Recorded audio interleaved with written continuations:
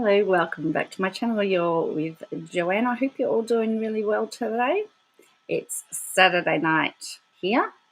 Saturday night at the movies. Can't go to the movies. Can't go anywhere. Still in lockdown. But I trust that you are well. So we need to speak about Gladys today, because you would have thought Gladys resigned because the job was tough. You would not know that she has resigned under an integrity code. And hello, short order. And there are lots of people, there are lots of people that are actually blaming ICAC for the investigation. That's ICAC's fault. Hello, Christine. So people are blaming ICAC for the downfall of Gladys and not Gladys herself, which I find to be really, really bizarre, to be honest with you. And then we're going to go back to our favourite YouTuber, Katie Joy, because she did an Instagram live today, and she did a body language analysis of Brian Laundrie's sister and was implying that she was lying. And so we want to look at that as well. I know, poor corrupt Gladys. I know, poor Gladys. I've heard so many people. It's a bit like being in Victoria. A lot of people, like, there's a lot of people in Victoria that don't like Dan Andrews, where in other states and other countries, everyone likes Dan Andrews. And I was saying to people, I said, well, you need to come onto my YouTube channel, because all the people from New South Wales don't like Gladys. So, it's interesting. Well, that's...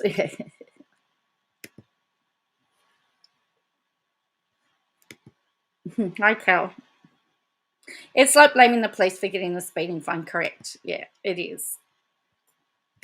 But they're saying what a wonderful person she was and a woman of integrity. Gladys, if you had integrity, you wouldn't be before you wouldn't have to be answering the ICAC. Just my opinion. That's just my little opinion. If she had integrity, she wouldn't be in this mess. Just saying.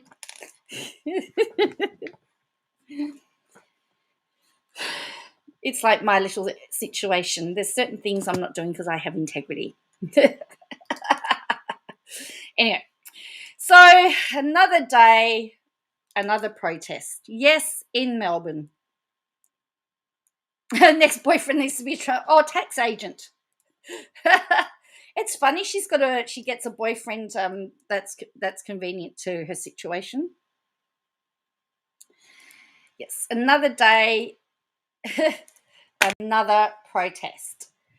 So yesterday, the Victorian government have brought in mandated vaccinations for people in certain industries. So if you're in the health profession, if you're a teacher, if you're a bus driver, if you work with children, you have to be vaccinated. It's not negotiable. Aged care, etc., etc., etc. Well, today was a protest about mandatory vaccinations.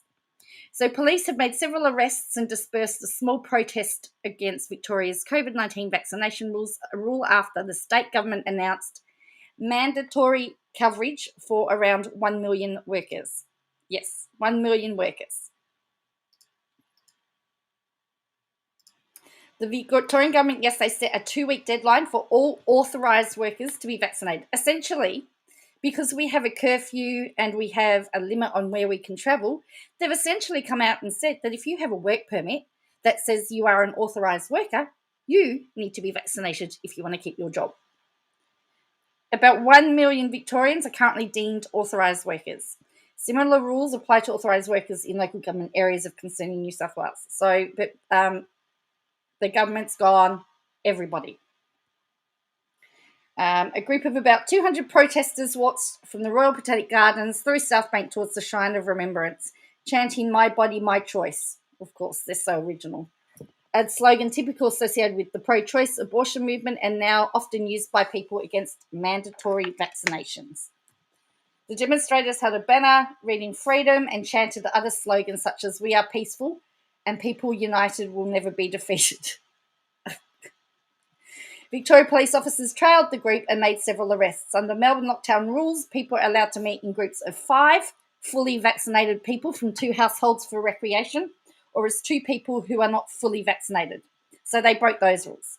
Exercise and recreation is allowed within 15 kilometres of home, and masks must be worn. A lot of people that I saw video footage of didn't have masks. Unlike late September, where violent scenes erupted at the Shrine of Remembrance, the group was dispersed before it reached it there. The largely leaderless protest movement had been linked to far-right groups, with some experts expressing fears that people with legitimate concerns were being infiltrated by agitators. Hello, LER. The vaccination mandate has been met with mixed reaction from industry groups. Many stakeholders fully supported the move, while some wanted more consultation from the government. So construction workers are now have mandated.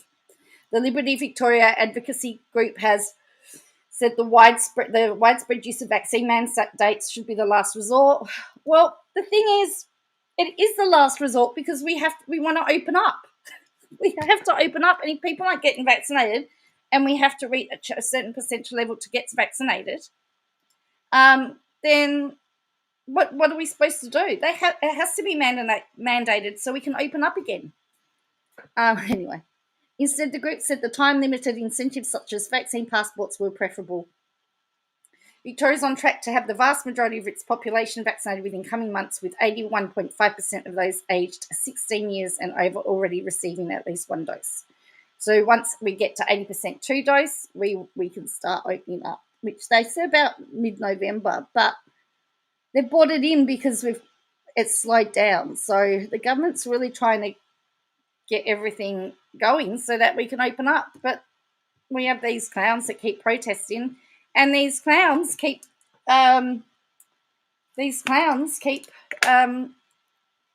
being super spreader events. So yeah, so that's that. Oh, so let's have a look at.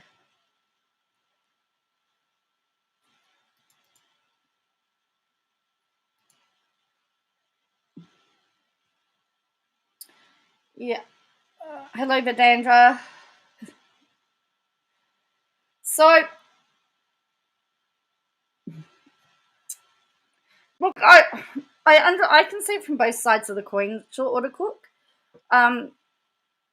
But it's just that I think they're just trying to get people vaccinated. They just feel that that's what they have to do, mandate it. I mean, let's face it, now you have to have your kids vaccinated to go to school. And that's mandated vaccinations. Unless you fall in the exemption category, most school enrollments now to show evidence of vaccinations. So, yeah.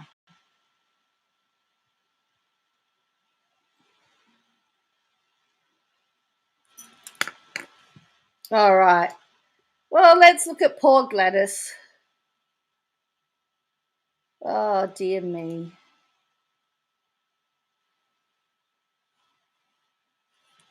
Because apparently I was told, oh, lots of people gave tributes to her. Hello, Totally Clueless. It's the word mandatory for you? Yeah, that's fine. Yeah. I know I'm in the minority here. I'm good with that, but at least I give some ballots. Yeah. And we need to have some ballots as well. Have it from the other side. I mean, my son has refused to get vaccinated. He's 18. He's got his reasons, but I mean, I can't make him because he's 18. But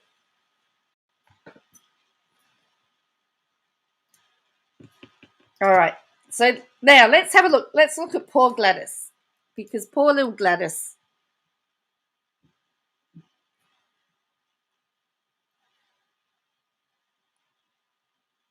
Okay.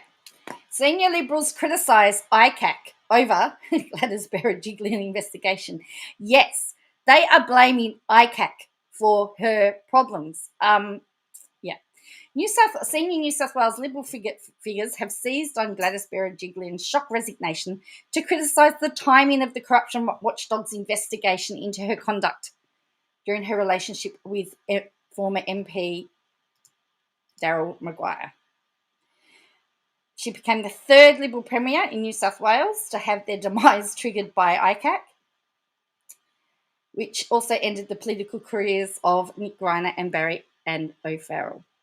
So she resigned shortly after ICAC said on Friday morning it was investigating whether she breached the public trust or encouraged the occurrence of corrupt conduct during her secret relationship with Mr. Maguire. And this is the thing. Nobody knew that she was in a relationship. The only way that relationship even came to light was when she actually revealed it. It was revealed during the ICAC investigation. It was so heavily kept secret. New South Wales Party President Philip Ruddock, who is a former federal Attorney General, raised concerns on Saturday morning over the method and the timing of the investigation. What are they supposed to do? Do nothing? Mr. Ruddock said he believed ICAC should operate like a Department of Public Prosecution, which establishes whether a person has a case to answer before announcing they're the subject of the investigation. But isn't that their job, to investigate first and then hand it over if there's criminal? Oh, gee. If you look at the way in which serious issues of criminality are dealt with, you don't put people on trial by innuendo until you have established there is a substantive issue and people have a chance to address them, he told Seven Network.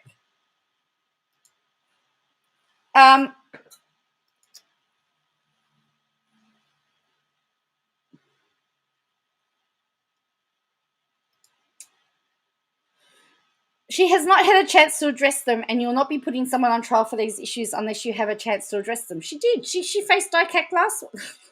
In my judgment, we deal with these issues by priority, ensure there is a case to answer before you put people's reputations on the line. Really? Mr.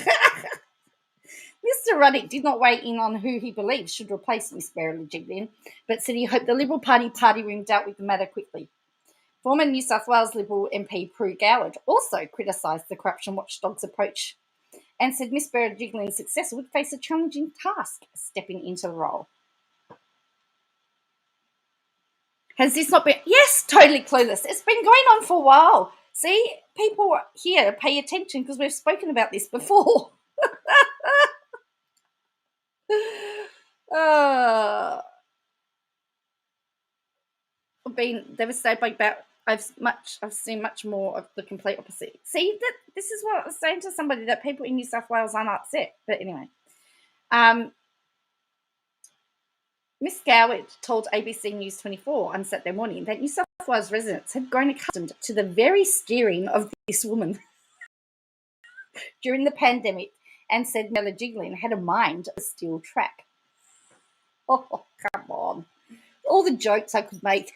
She understands the issues and understands the trade-offs. She understands the risks very well, and of course, for somebody to step in her shoes at this point will be a real challenge for them and obviously for us. And it's, as she herself has observed, unfortunate that ICAC should have chosen this time. Miss Goward said she thinks that in the end ICAC is going to say, well, there is not enough here. I mean, as it is so often the case with ICAC findings, they destroy a person's career but never actually lead to any legal outcome.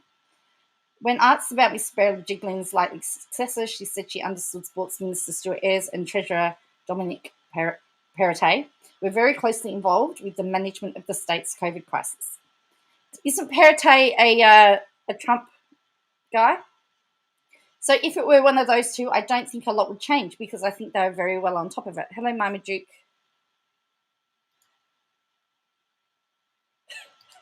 Bruce.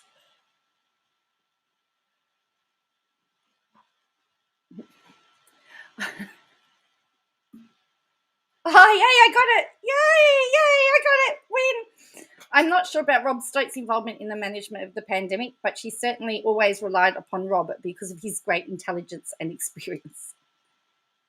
No, so Bruz can only be acting premier or deputy premier because he's a part of the National Party, which is, so the Liberal Party and the National Party have formed a coalition to rule. And as part of that, the Deputy Premier is from the National Party. And so he apparently is the face of the government at the moment, even though Gladys is still apparently in the seat, but he apparently is doing stuff. Ms. Goward said she wouldn't assume the front runner, Mr. Perrottet, a member of the right faction, would be chosen. I mean, he's a great treasurer and he's a great performer, but I'm saying in a state where the moderate faction is so dominant, it would be extraordinary for me if he were to given it. Greens MP David Shoebridge said on Friday that Miss Berejiklian's departure as Premier and from Parliament must bring with it a new era of accountability from the New South Wales Coalition.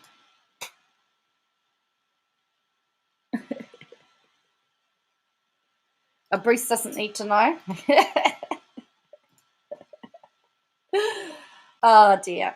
So this is yeah.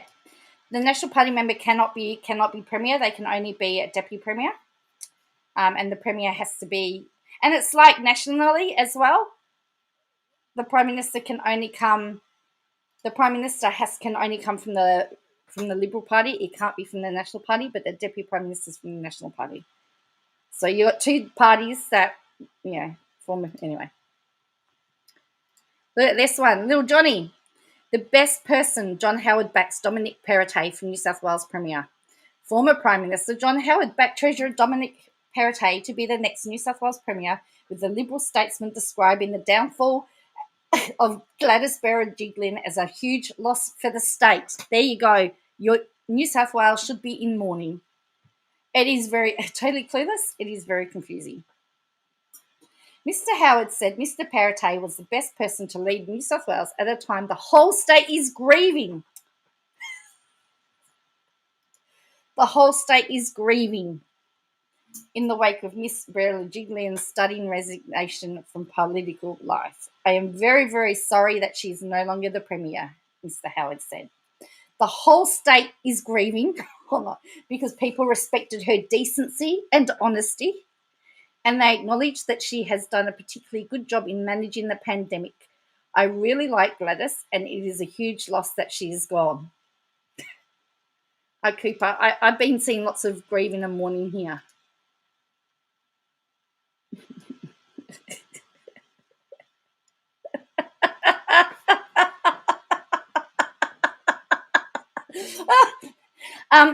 It's a wonder New South Wales hasn't been given a national day.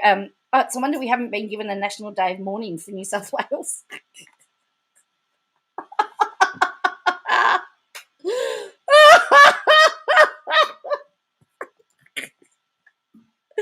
Anyway, Mr. Howard said Mr. Perrottet was the most suited person to take over as Premier.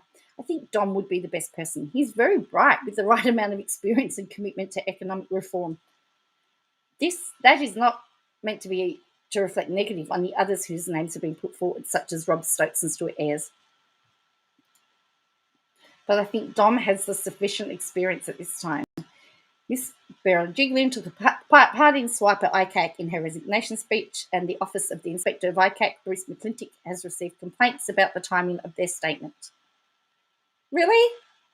The respected party's elder intervention was significant in convincing the party's right-centre faction led by Police Minister David Elliott to shift their support for Mr. Perrottet. Mr. Elliott had previously ruled out supporting Mr. Perrottet amid a factional battle playing out in the northwest of the city, but has told colleagues that his respect for Mr. Howard changed his thinking. Oh, no.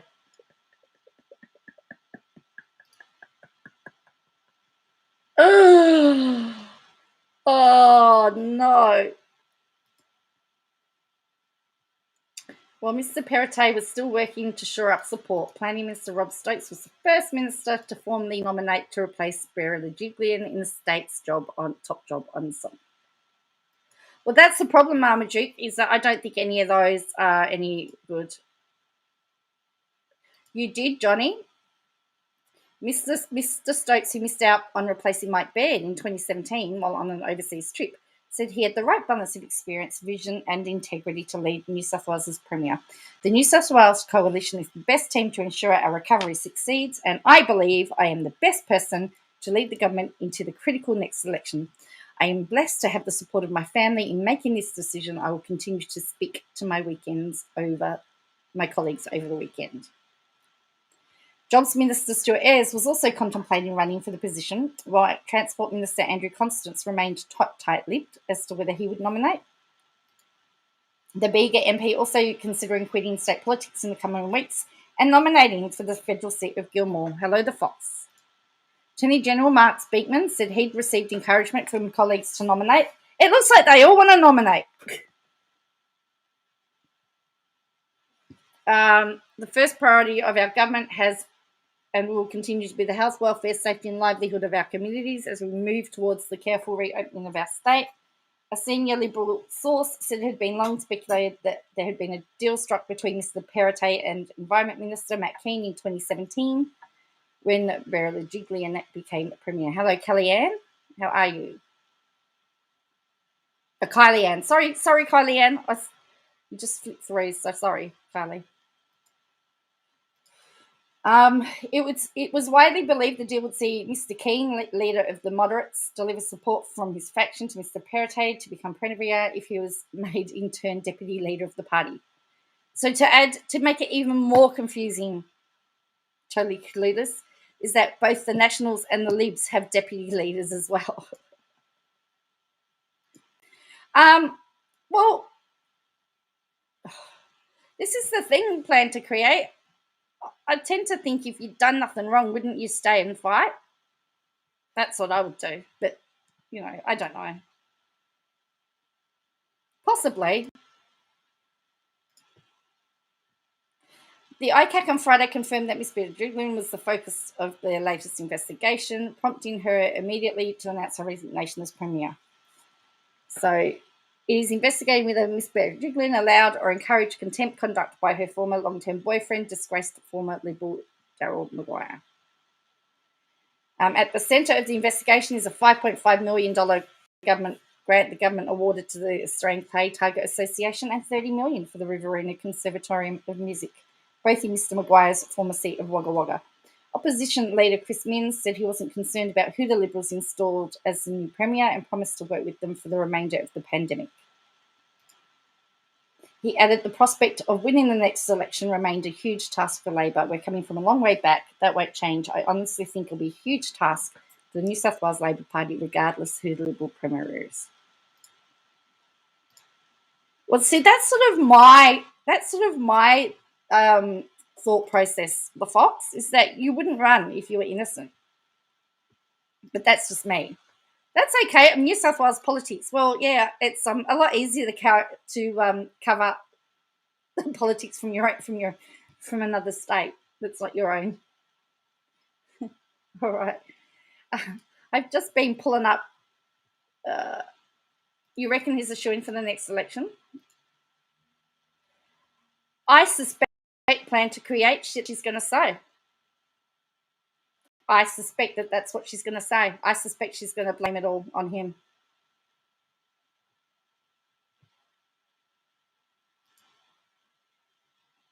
Hello, Gus.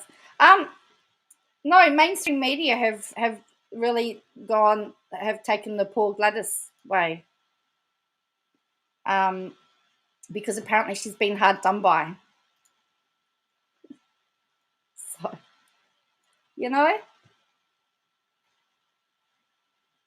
And let's be perfectly honest. There's been rumblings for a while that Perrottet was going was trying to shore up numbers to take, to do a leadership challenge. So there was rumblings in the ranks that there could be a leadership challenge. What's happened is that ICAC has just made it a lot easier. The shovel, I saw something funny too. Let's have a look. So, yeah, I've been hearing stuff. Yeah, I saw it. I've been reading stuff about Perrottet trying to, take over leadership.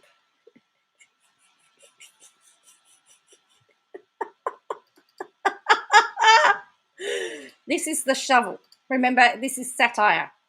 This is not real. All right? This is not real. Gladys Berejiklian applies for COVID-19 disaster payments. Former New South Wales Premier. No, I don't want the latest email. I don't want the latest stuff. I just want to read this. Has wasted no time following her resignation from the state's top job, immediately applying for COVID-19 disaster payments. Berejiklian left the press conference without fielding any questions from reporters in order to hastily hop onto a computer and apply for the $450 a week payment.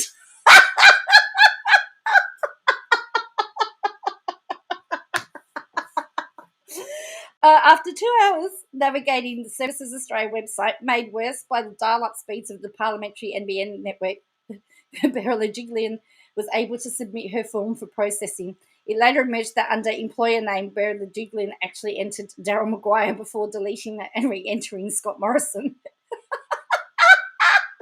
It is anticipated that her application will be rejected during her willing resignation from the job, meaning she'll be referred to the job seeker pathway instead. That is true. If you resign during the pandemic, you're not eligible.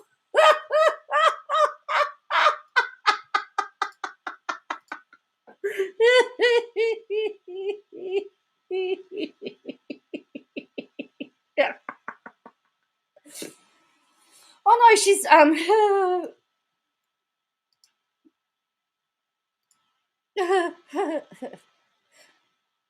right, so here is she does have too many assets, and I don't know whether she lives with her boyfriend, the ICAC lawyer, either. So that would have to be taken into account. Oh, cool. Your fibre. I'm so jealous. I'm in the city and I can't get fibre to the premises. So it says, as Gladys Berejiklian fell from the top of the power list, Scott Morrison literally raced ahead of her with his own agenda. Remember, she had announced she was doing a press conference. He had to get in before her. So just 24 hours earlier, the Financial Review's annual power list had been trumpeting the fact that for the first time in the 21-year history of the list, the Prime Minister was not perceived as the nation's most powerful person. Instead, it was 4 premiers: Gladys Berejiklian, Daniel Andrews, Anastasia Palaszczuk, and Mark McGowan, who were regarded as the ones running our lives. But by lunchtime of the publication, Berejiklian, so often held up as the gold standard of pandemic management by Scott Morrison, was gone. The woman touted as the one who had saved Australia in last year's power list could not save herself, having survived the maelstrom of a COVID outbreak in her state that had seen its citizens locked down for 4 months, but finally seen case numbers falling and vaccination rates rocketing. Well, it does help when you get all the vaccines, but hey, that's okay. The New South Wales Premier was undone by a system designed to uphold standards of public integrity, a system which her federal counterparts will neither countenance and, in a depressingly increasing number of cases, would be likely to survive. That's why we don't have a federal ICAC, because there would be no one in government.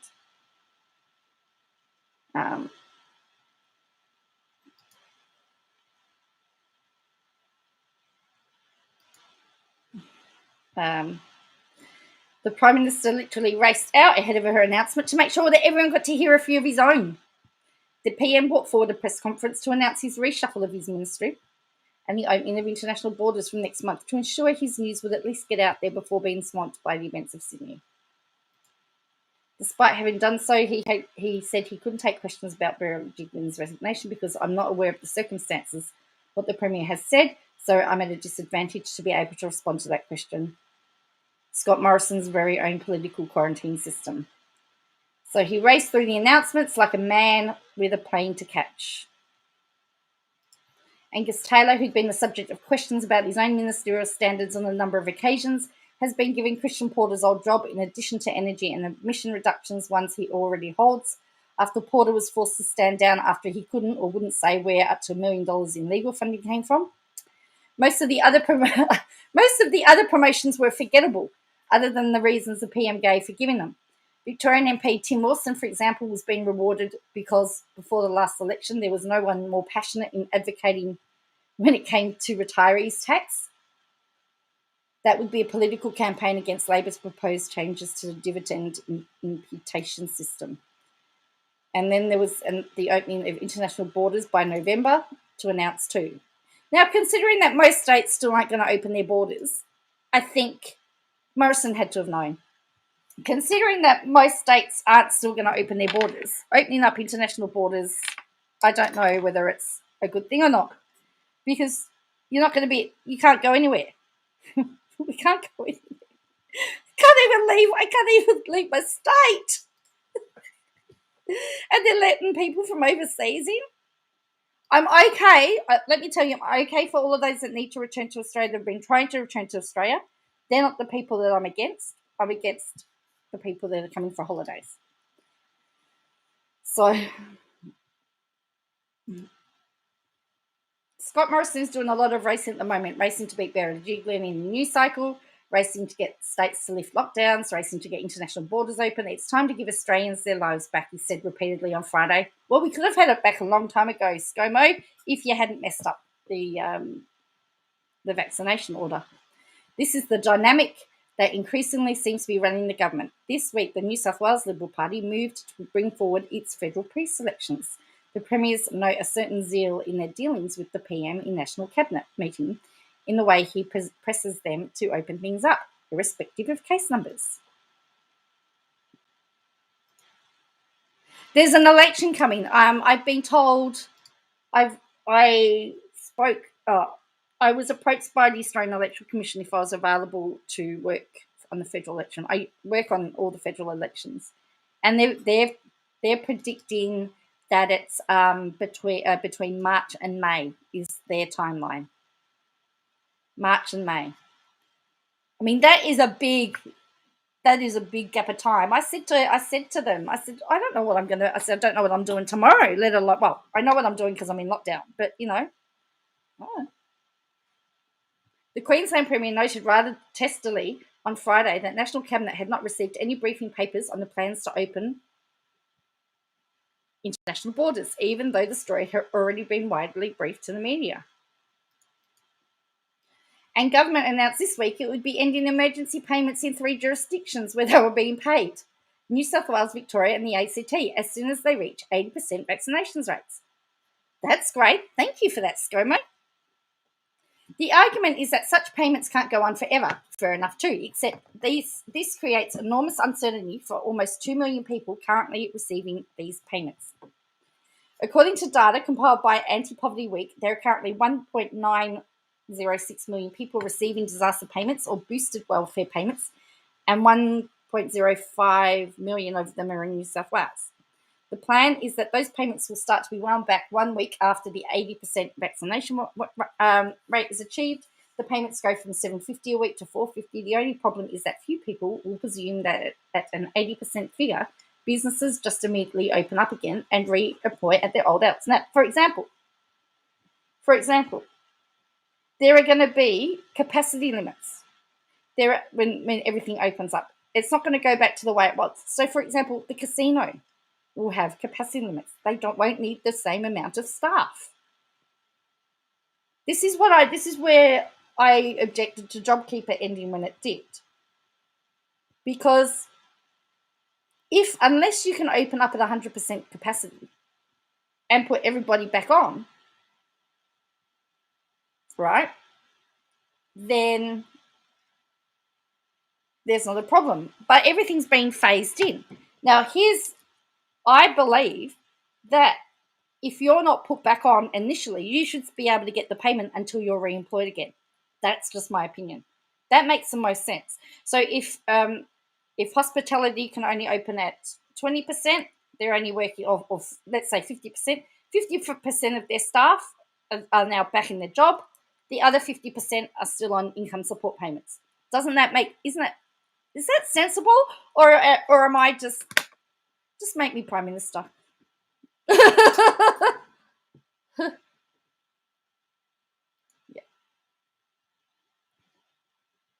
Yeah, open up or go. Anyway, this is just my issue, okay? It is likely to be messier than that, but putting such harsh conditions on ending the payment is designed to pressure the states to lift lockdown as quickly as possible. Yeah, I've been reading about the stuff in the UK. The process of suddenly reopening international borders is also unlikely to be completely smooth. Getting planes and systems running will take time. And all the pilots actually have to be retrained because pilots need to do so many hours of retraining every year. And most of them have actually been redeployed into other jobs and haven't flown for 18 months. And they've got 400 hours of flying time to do between now and November. How do I know that? When I was working at the tennis, the people overseeing the quarantine, they were pilots. One was a Qantas pilot, one was a Virgin pilot for Virgin Australia, and both of them.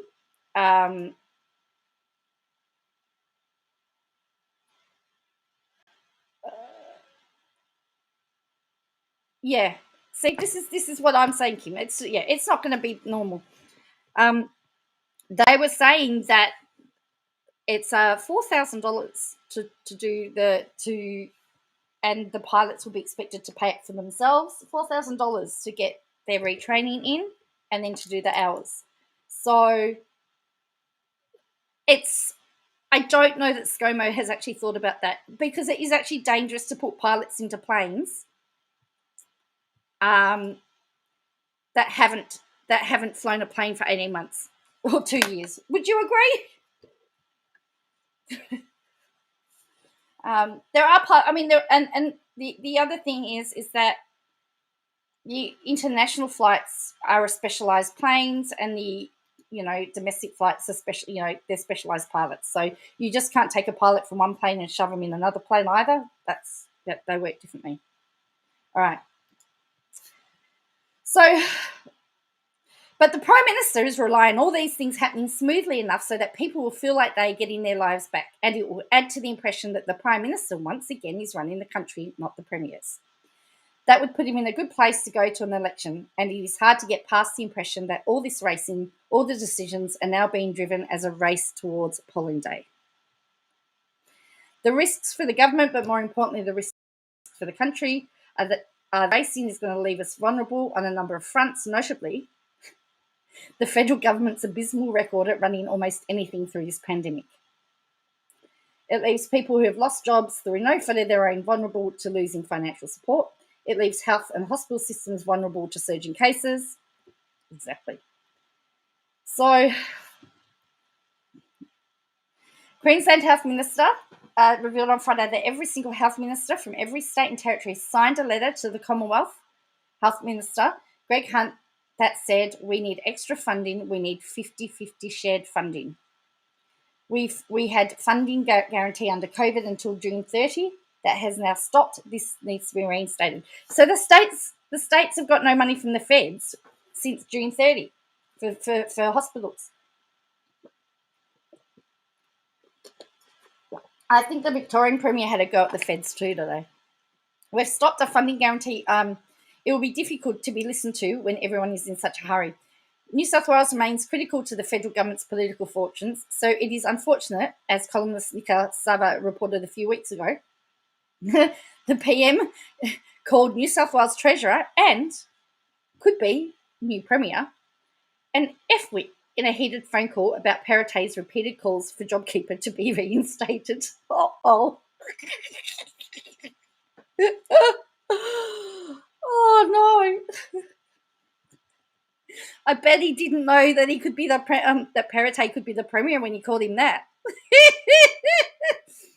The Prime Minister is in such a hurry and so busy dealing with COVID that he doesn't even think he has time to go to the Glasgow climate change talks.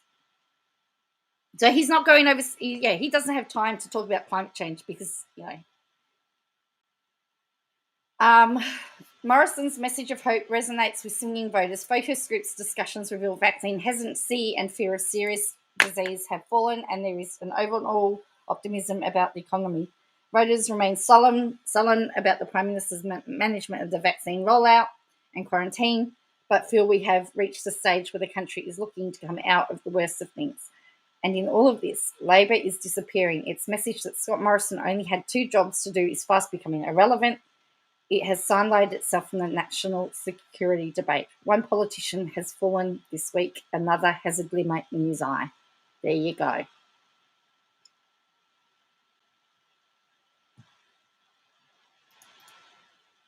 So Morrison is trying to come out smelling like roses.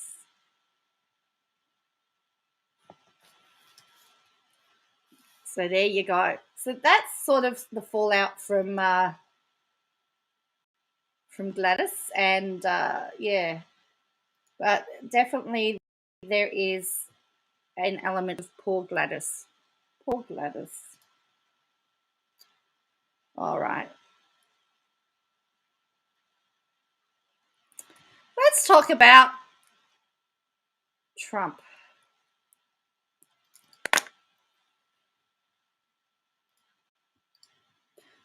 Has he done his 2 weeks quarantine again? Trump asks US judge to force Twitter to restart his account for open democratic debate.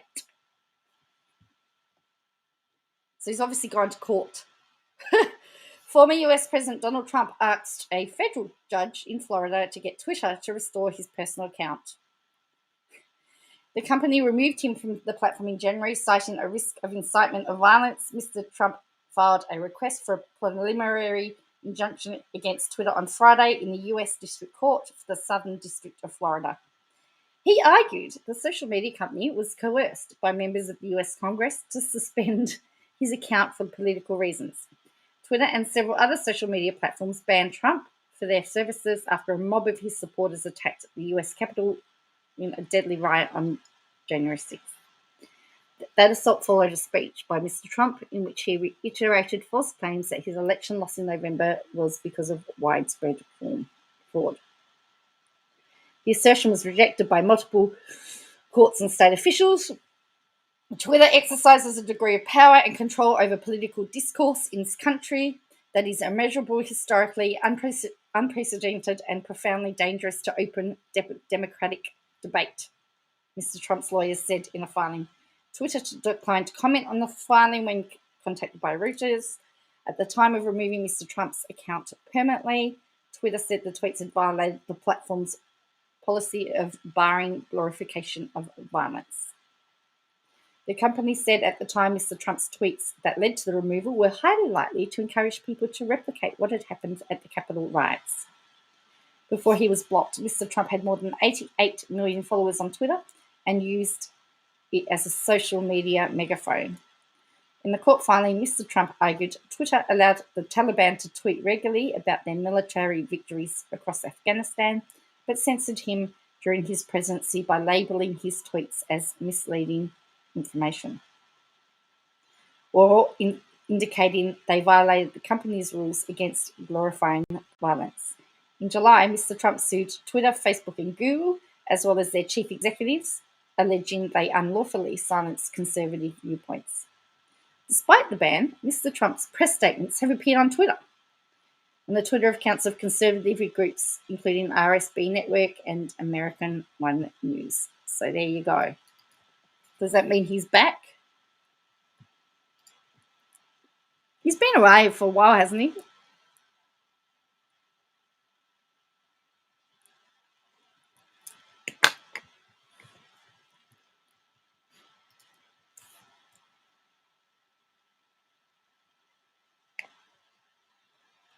A judge can make this business change their policy. Government can't force to reinstate them, says Kim.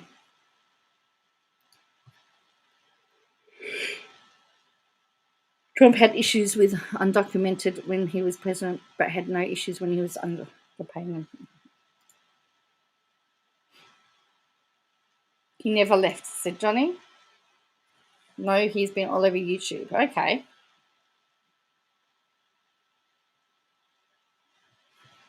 Okay. Now,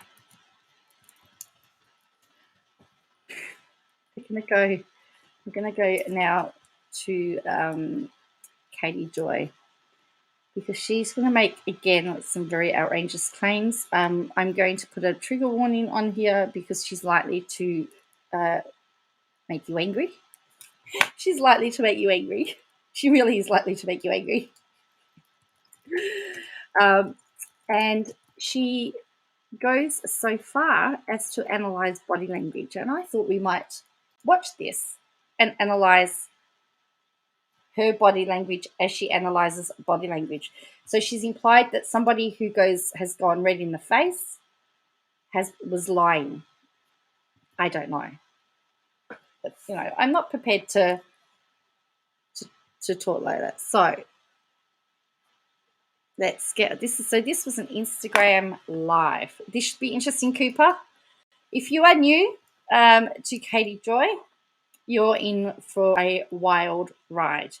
At the moment, she is, there's two topics that she talks about. One is Josh Duggar and Gabby Petito. I have two, Kim. We've gone through a lot of her, briefly looked at her tweets, but I've not watched any of her videos for ages. So this is also going to be interesting. This is only 38.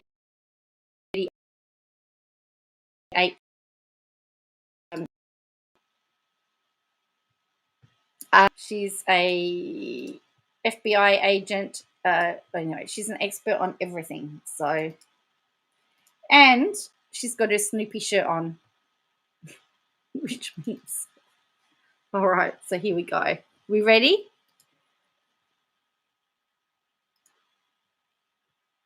Are we ready? Yes, I saw. In fact, I watched about the first 5 minutes of this, and then I had to tap out. I was done. So I don't know how this ends. I would love to see that too. Short order, I really would. All right, let's go. You guys, I haven't been on Instagram Live. Woo. She starts like that. Oh, sorry, I can't do this. I'm going to go back. Oh my gosh, you guys, I haven't been on Instagram Live. Woo. I haven't been on Instagram Live in a long time.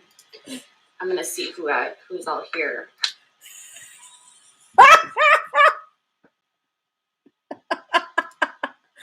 Well, she went on to Instagram because she obviously thought she's going to get more people. But let me see how wrong she is. All right, here we go. So she hasn't been on for a while, but I thought her lawyer had told her not to do Instagram Lives. Yeah, see, Tracy just said her lawyer told her to stop doing Instagram Lives. That's what I heard. It's been a very, very busy day. Very busy few weeks. How is everyone? Hi. I have a lot of new Instagram followers, and I just want to say you guys are awesome. Thank you guys for being here. Thank you guys for engaging. Super cool to see this page getting all kinds of new engagement and new. Oh, hello, Dom. How are you? That's one thing I can't fault her. She seems to always be able to get new followers. Thank you, lawyers. Never thought I'd utter those words. Rubbing the eye already, pointing to something. Move hands. True. All right, let's keep going. Cool. I'm not too bad, Dom. I had a couple of tough weeks, but I'm getting there. Getting there.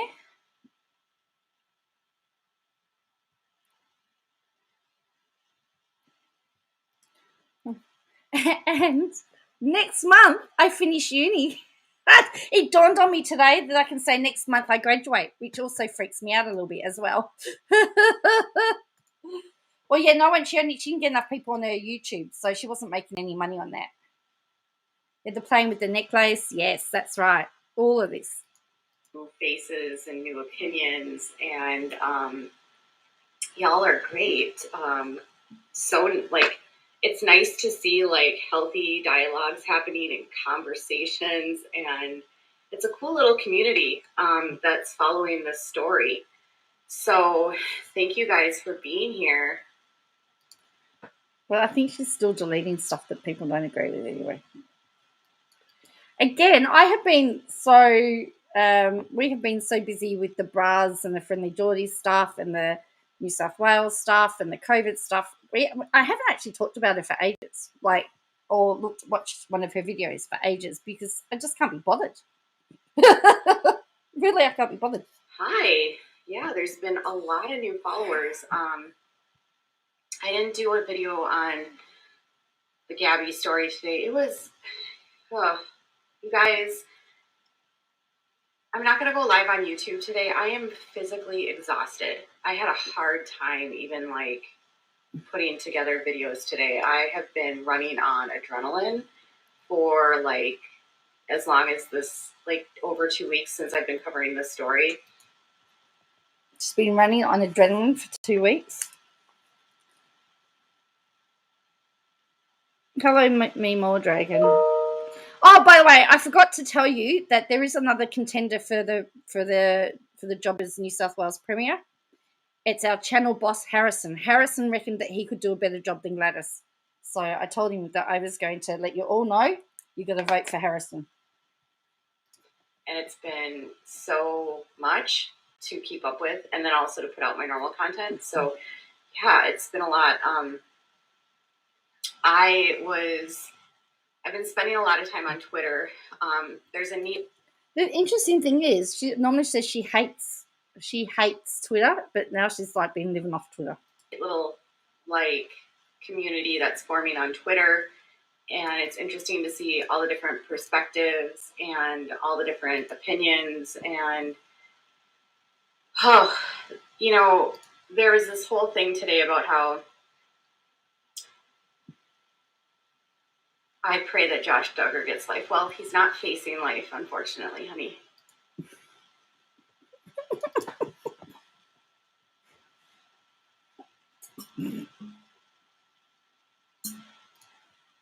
Oh, dear me.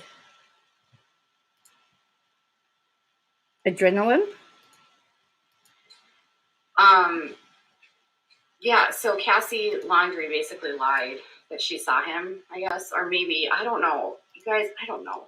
Did you know that Good Morning America, they deleted the interview that they did with her on the 16th? It's very odd. It's like literally gone. If you go to Google and you search the interview that Good Morning America did with Cassie, it's gone. It's not on there at all. Apparently, you can't private videos or anything because remember, she's saying that Good Morning America's like deleted the video because she can't find it. It's very odd. And I found the actual interview, and I think it's really weird that she said that she found out that Gabby was missing from the news. Like, she said that. She was like, yeah, I found out that Gabby was missing through the news. And I was like, what? What are you talking about?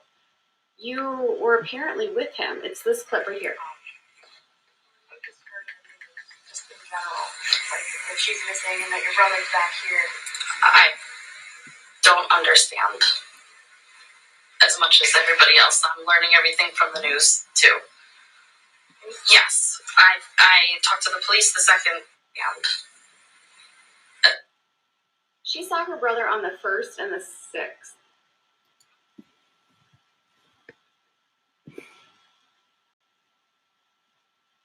So she's accusing the sister of. She's now accusing the sister of lying. Apparently.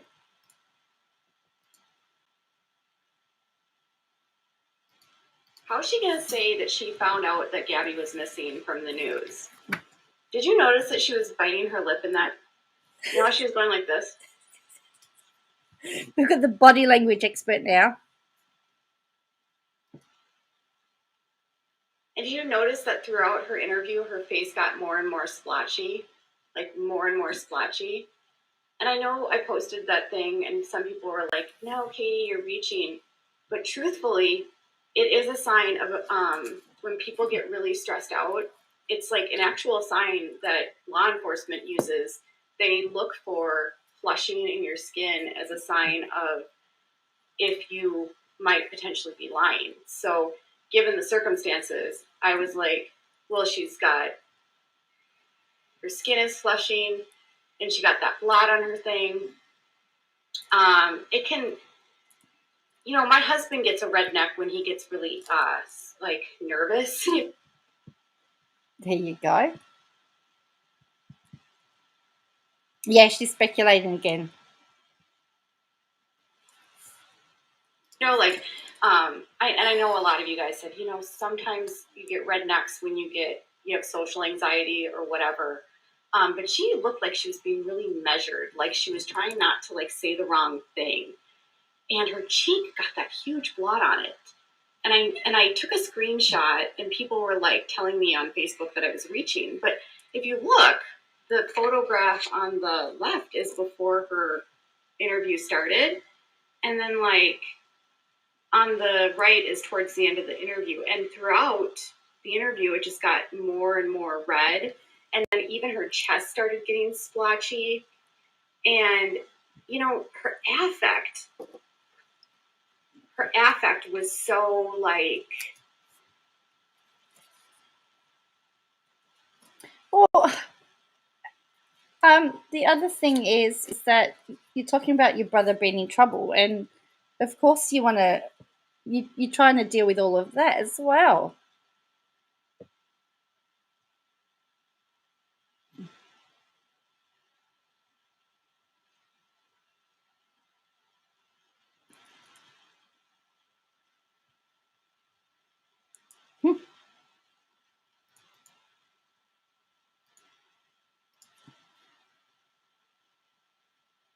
Like calm, her demeanor, like her demeanor was so bizarre to me. Like I loved, like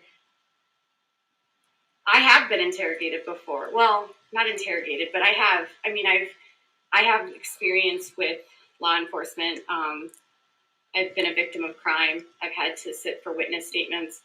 I've witnessed crimes. I've been involved with different investigations with the. That's right. Being interviewed for TV would, having a by the media, would make you nervous. I know it would make me nervous.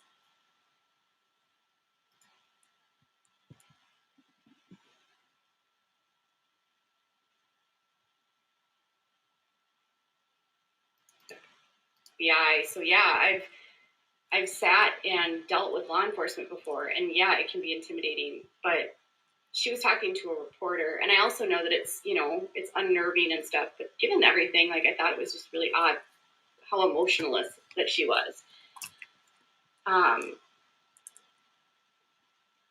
Yeah, she was like, and you guys, that in retrospect, can we talk about this for a second? She was like giving this interview. She was giving this interview when he was supposedly missing, because that was on September 16th, and he was supposedly already missing at this point. And she's like saying that she's, oh, I love you too, Miss Placey. You're so cute.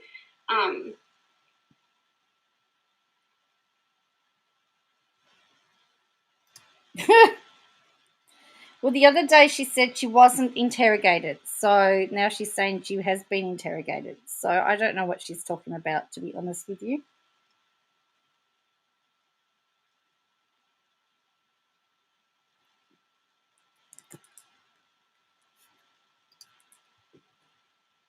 It's just so odd.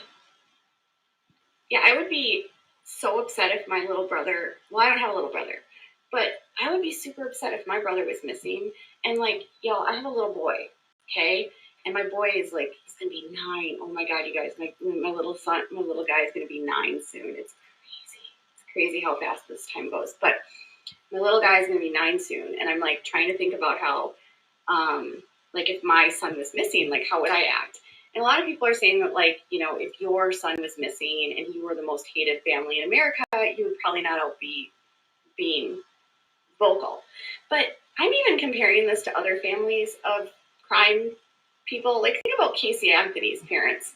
Like, those two could not shut the F up. They were everywhere. They were all over the place. They were, like, looking for shit. They were, like, doing everything. Like, Yeah, I know.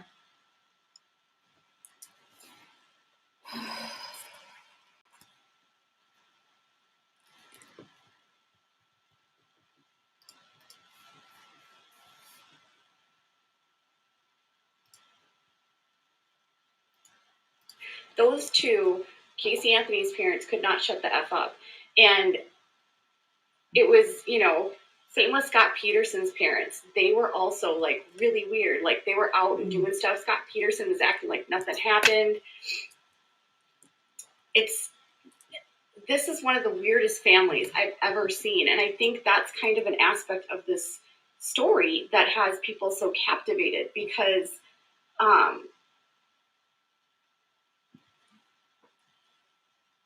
don't know, like I've never seen anything like this. I've never seen immediately. I mean, you guys, he's missing and they lawyered up. She does go to court on the 8th. She has her LMN, Little Miss, her TRO against Little Miss Noble going to on the court on the 8th. I'm thinking about writing to the court to get permission to attend. Would you people like me to do that? It's at midnight. I'm going to have to sit up and do an all-nighter for you all. But, that's what we've got to do, isn't it? They're the breaks. See, and I like to do court stuff. All of them lawyered up. Happy birthday to your son, Leanne. All of them lawyered up. So Stephen Bertolino is representing all of them. Even Cassie now. So if you're innocent, why y'all lawyering up? That is like, I sound manic. No, I'm not. I don't have mania. I'm sorry. No offense. That's a really weird thing to say. No offense. I'm just talking.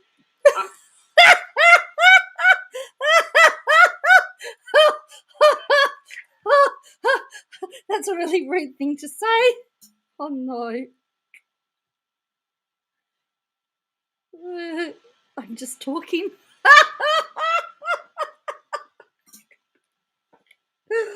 Oh boy, that's funny. I have been kind of quiet all day. I did 2 videos and most of this was just, y'all, when I work, I don't actually speak to people. I'm usually just up in my office filming and paying attention to Twitter and stuff. So I'm just I'm venting with y'all. I'm just having a chat with you.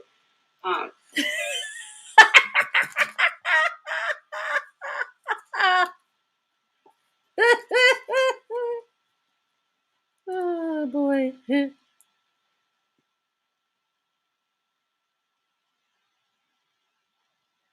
Oh, that's funny, isn't it? It's been, it's really bizarre. Like if my son was missing and he's 9, almost 9, I would be, even if everyone hated me, I would be freaking pounding the pavement. I would be knocking on every door. I would be putting up missing posters. I would be making a plea on TV for him to turn himself in if he was, wanted by police. I would be doing everything I can to ensure that he was coming back. I would certainly not be so quiet, so mellow, and so just I don't even know. The way that they're acting is so off weird. It's so weird. And I wouldn't care if millions of people hated me. Y'all, I got some haters. And I mean, I got a lot of haters. And if all of my haters legit showed up at my house and were outside, I wouldn't even care. If my son was missing, I would be... If everybody turned up at our house, we wouldn't hear the end of it.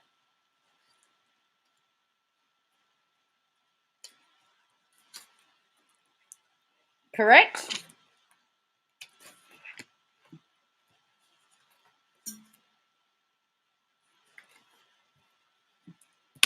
Screw the haters. I'm going to go find my son.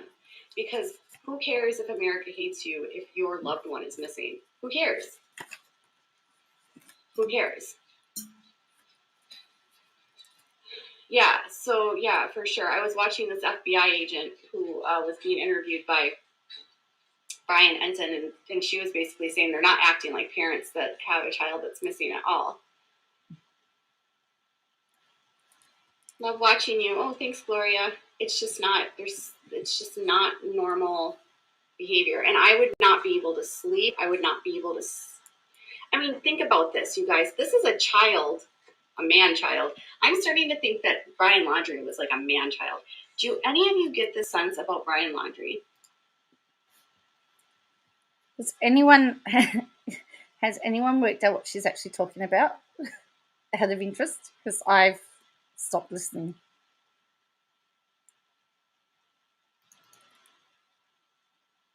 I stopped listening.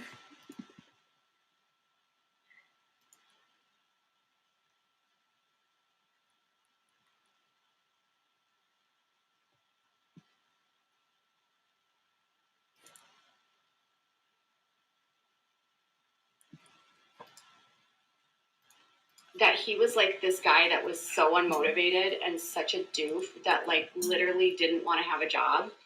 And he wanted to live off Gabby. Did any of you have a boyfriend like that when you were in your early 20s that literally wanted you to do all the work and then they could live off your income and then they could have the life that they wanted to live? Really? She just didn't say that, did she?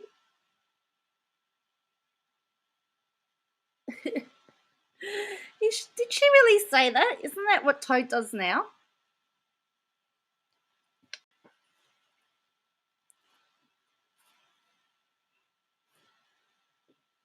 Hello, Beth. Like, that's what Brian reminds me of. He reminds me of the guy that wants the girl to finance everything for him so that he can live his, whatever lifestyle it is that he wants. That nomadic van, doing nothing with the world. There's so many guys that fall into that in their early 20s. It's like they grow from being a child and then they become a man-child, and they expect their woman to do everything for them. And hello. Dear me.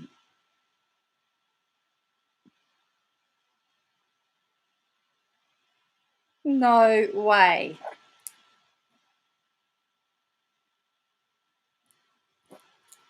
He reminds me a lot of my ex, who was abusive in that respect. My ex was the exact same way. Like, oh, really? She's now comparing herself again.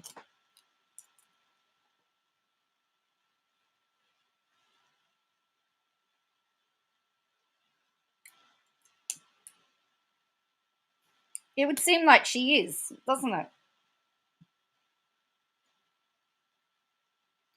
Didn't want to have a job. I had to pay for everything.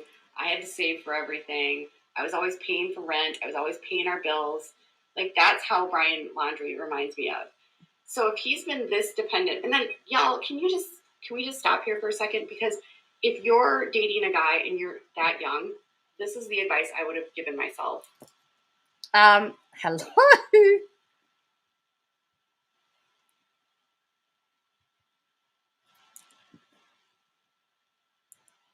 Like,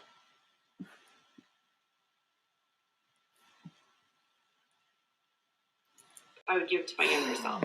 You don't deserve to be with a guy that expects you to pay for everything at all. Like, you really don't. You deserve better than that. And if a guy can't, there's a few things in life that you should have and you should want your man to have, and that's a job and a car.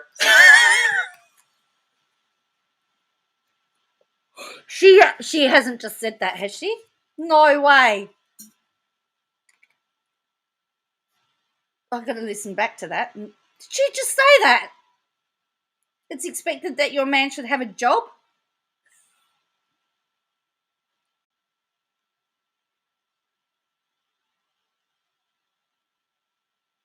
Here for a second, because if you're dating a guy and you're that young, this is the advice I would have given myself. I would give to my younger self. You don't deserve to be with a guy that expects you to pay for everything at all. Like, you really don't. You deserve better than that. And if a guy can't, there's a few things in life that you should have and you should want your man to have, and that's a job and a car, some stability, something productive in life. He just seems like a loser. A loser. Okay, so he's a loser.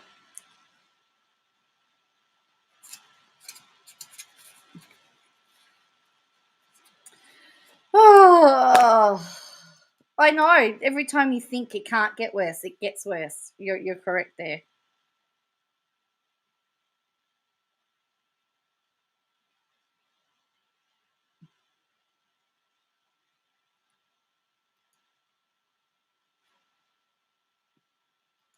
Which also makes me wonder, like, what was she attracted to about him? You know, there's just this very odd aura about this family.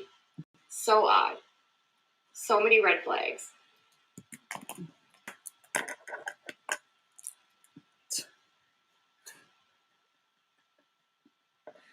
Oh, look, I'm out of practice. We haven't done this for ages. And I have to say, I've switched off. I'm just going, oh, I'm sick of her voice. I'll stop it. I'm sorry. I should be paying attention. I can't.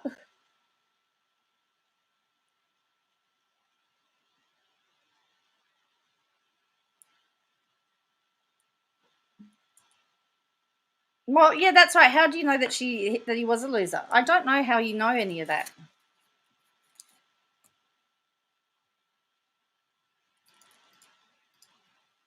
And it's no wonder that Gabby's parents really didn't have a relationship with them. I mean, can you really blame them? Yeah, no job, expects everything to be handed to him. It's, yeah.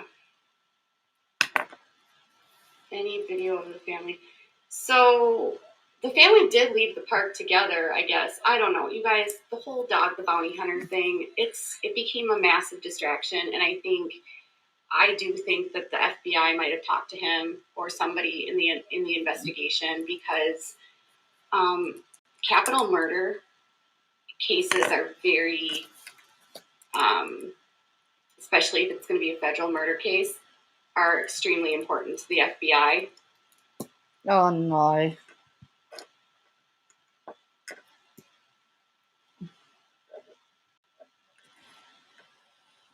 Oh, dear me. See what we've missed?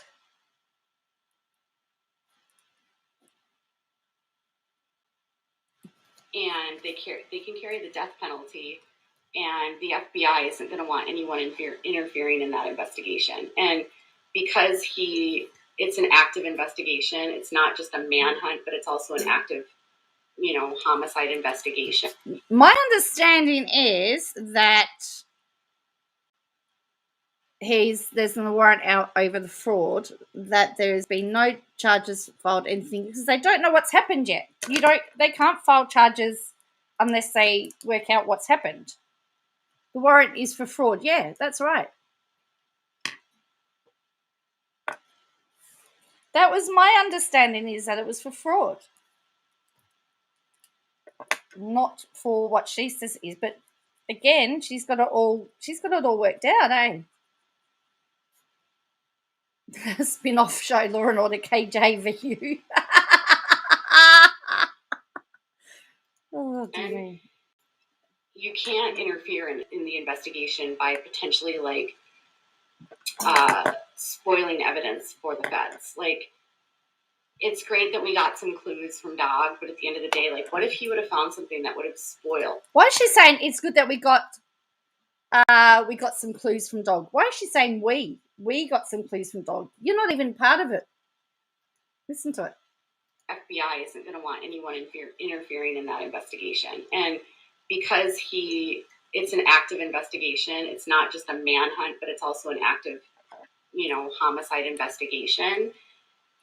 You can't interfere in the investigation by potentially spoiling evidence for the feds. Like, it's great that we got some clues from Dog, but at the end, it's great that we got some clues from Dog. Yes, she's part of the investigation now, people, because she got some clues from Dog.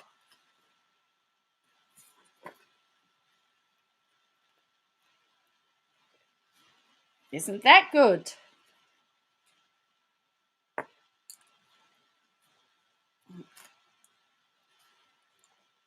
Well, he did take some of her limelight.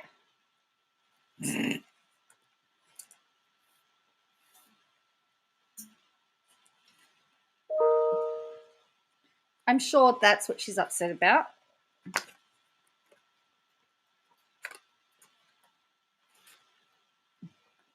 The day, like, what if he would have found something that would have spoiled the evidence, which would have led to Brian fleeing, Brian killing himself, Brian destroying evidence? No way.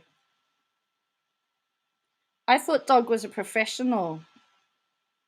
I'm sure he knows how to deal with evidence. Correct?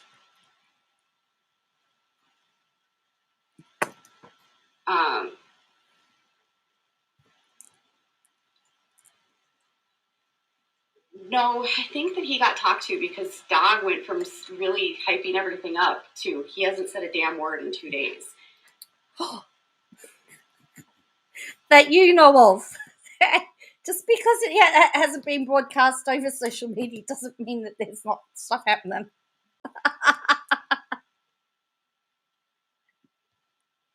Right?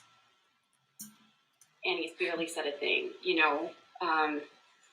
And I just think, like, that's probably why. Like, I think the FBI might have talked to him. I mean, he might still be out there, but he's not saying anything. He's not doing those videos anymore.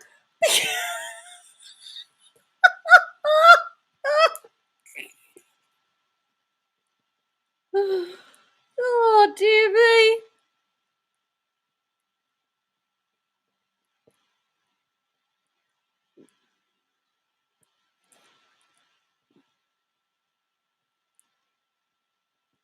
What do you make of all of this? And I think, you know, yeah, contamination of evidence, destruction of evidence, obstruction of justice. I mean, you guys, obstruction of justice is that's a thing. You can obstruct justice if you interfere in an FBI investigation. Oh, well, hi. No way. I'm hoping that's the dog. Is that the dog? I'm assuming. That's Dog. Oh, sorry, I shouldn't have. She's talking about dogs and the dog came. I'm horrible. Yes, I know, I'm mean. Oh, dear me. Oh, boy.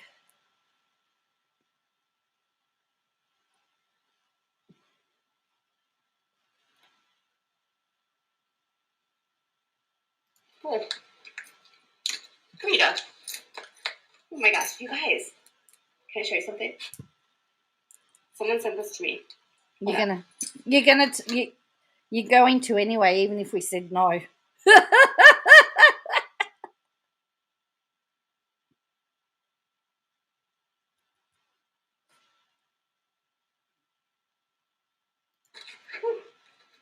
Oh, Rita, please. She's really stressed out right now because it's raining.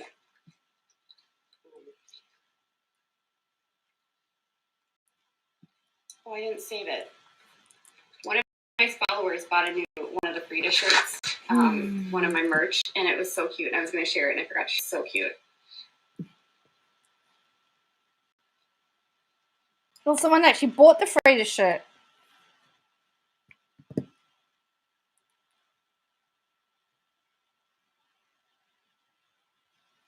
So her dog's stressed out, but she's online. Oh, I don't doubt that Dog is still not. Nobody's doubting that Dog is still not there. He's just not saying anything publicly, and I think that's because the FBI might have said something to him.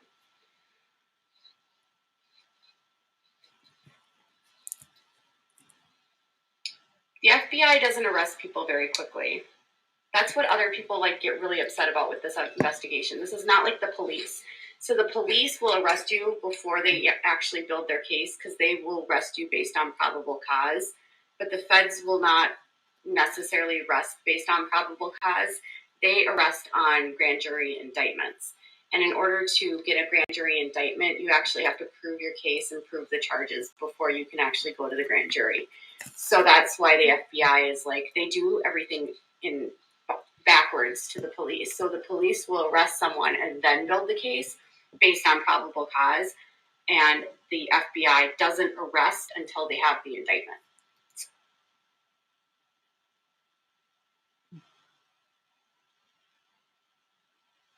Yeah, I know. Did everyone get that?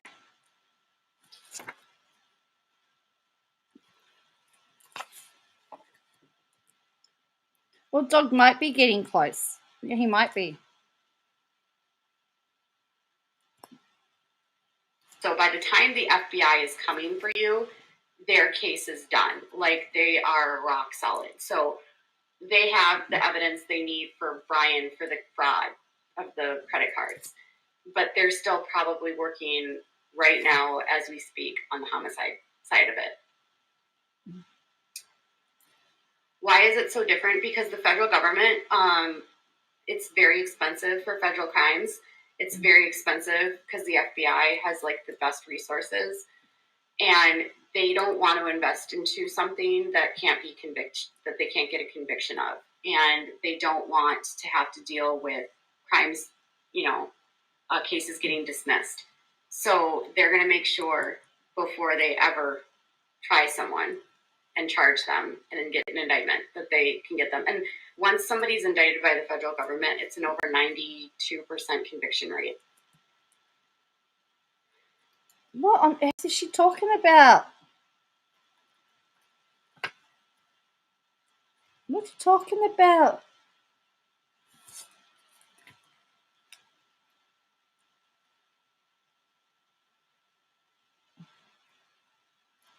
I don't understand what she's talking about. Can somebody explain? Tell me what she's talking about. No, I don't think the FBI should make any statements. The FBI has said what they needed to say. They're not going to say anything about anything because it's still an active homicide investigation. And they have a murderer on the run. No, he's not. We don't know that he's a murderer yet. You have no idea what he is.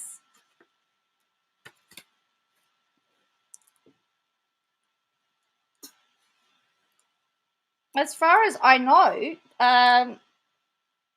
he's not had anything done. He's not been charged with. He's been charged with fraud. Hello, Alberta. An alleged murderer on the run. They're not going to say anything. Yeah. They're also not going to tell you guys how she was killed, because only the murderer knows how she was murdered. Well, that's right. If it took the feds a year to build a case of Josh Duggar, how have they built a case so quickly? Is what I want to know.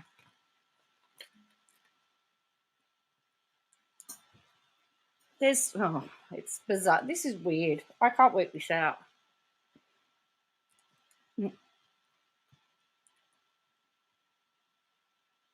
Anybody want to explain it to me? Oh, we're not even halfway through yet. Oh. And if they release that to the public, then it's public knowledge, and then that can then potentially spoil the case. So they're not going to tell anyone how she was killed, because whoever killed her, if it was Brian, he knows how she was killed. So they're going to wait. They're not going to say anything publicly.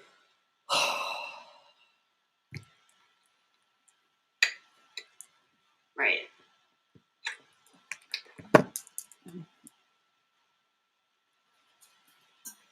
Yes, it can create a mistrial. They don't want to release any of the evidence they have either.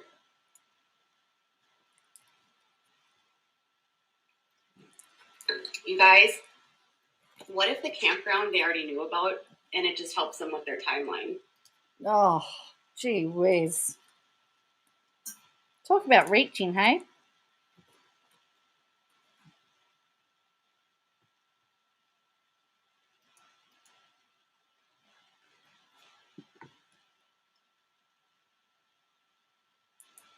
Like, none of it makes any sense. None of this is, a lot of what she's saying is not making any sense to me.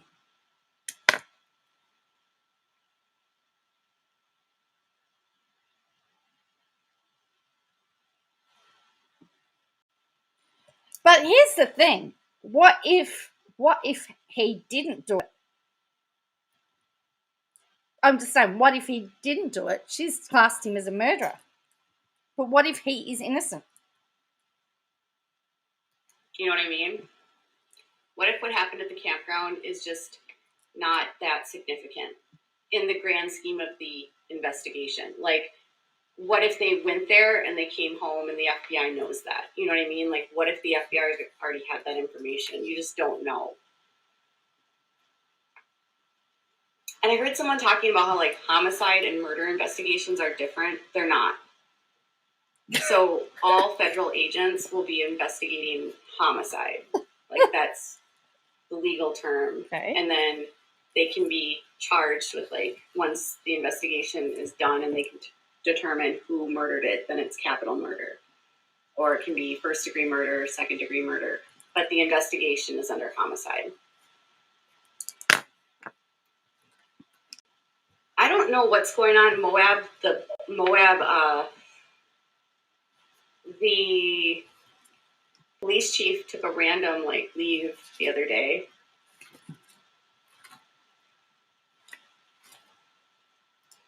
I know she's got so many people convicted at the moment. It's really quite scary, isn't it? The number of people that are convicted.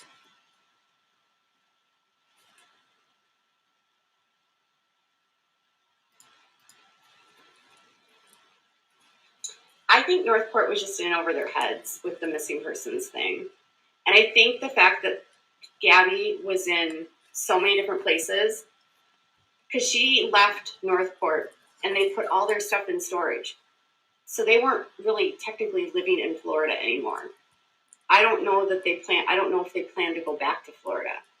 Because I remember Brian saying that they might stay in Portland.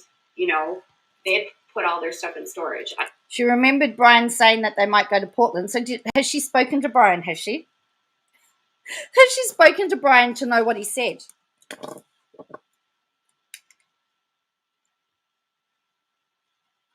That's what I want to know. Because Brian said, well, how do you know what Brian said if no one's spoken to him? Have a listen again. Heads with the missing persons thing. And I think the fact that Gabby was in so many different places, because she left Northport and they put all their stuff in storage. So they weren't really technically living in Florida anymore. I don't know if they plan to go back to Florida. Because I remember Brian saying that they might stay in Portland. You know, they had put all their stuff in storage. I remember Brian saying they might stay in Portland. Well,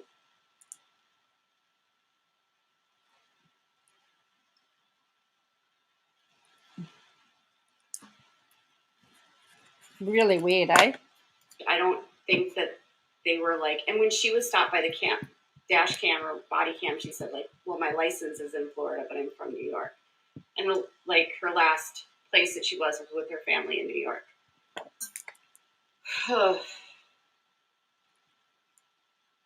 Northport has a history. Yeah, I don't think they ever saw Brian, honestly. What about his parents saying that they think he's alive? I think they know he's alive, because if you were concerned that your child was dead, would you not say anything? Like, I wouldn't. I'd be, like, running around trying to, like, hit the pavement. Maybe they've been told to stay where they are.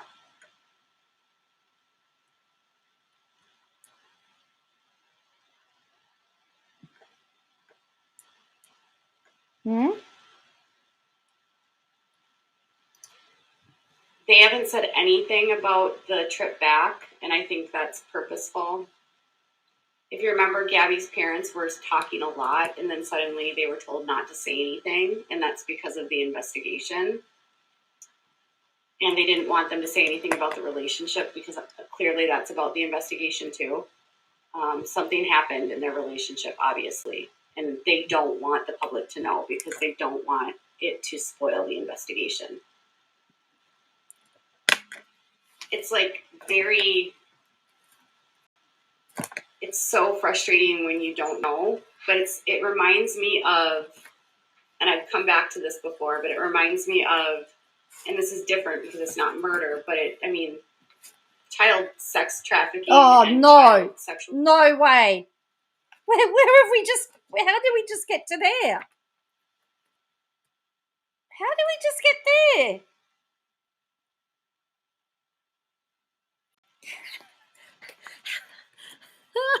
How? Abuse is a huge deal.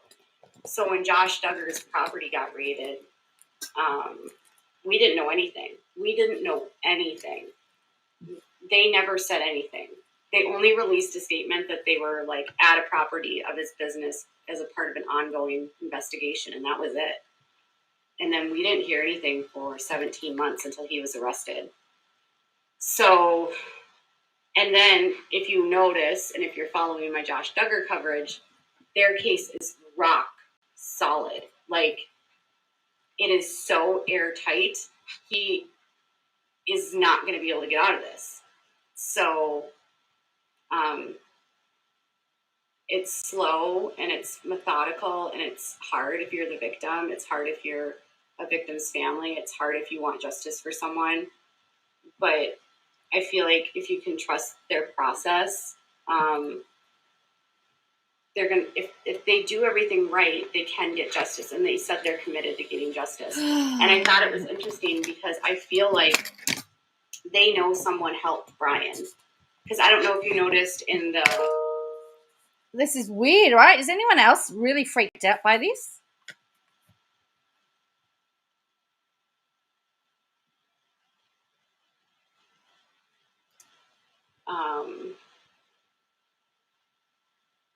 I don't know if you noticed in their statement following her death that they were committed to holding anyone accountable that was responsible for her death or assisted after the fact with her death or leading up to her death.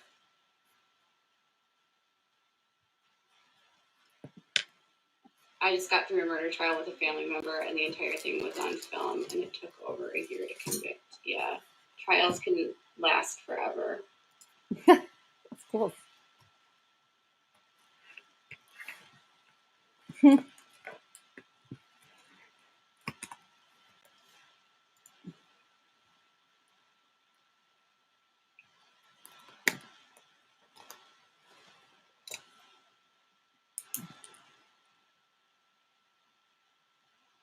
You know, I think we'll start to hear more about Gabby once the investigation, once they catch Brian. But the family isn't going to say anything. And clearly the family is, in communication with the FBI, and they said that they trust the FBI.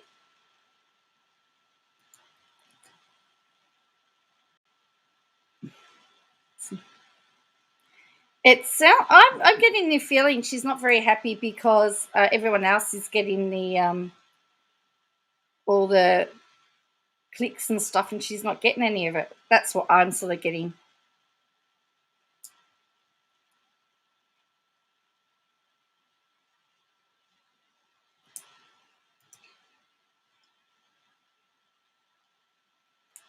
Yeah, they have to make sure it's airtight. But like in Josh's case, because their case is airtight, he was arrested in April and his trial is next month. Think about that. That never happens in federal court. What? There are some people that will yeah, I just have hair in my face. There are some cases that will just drag on and drag on and drag on.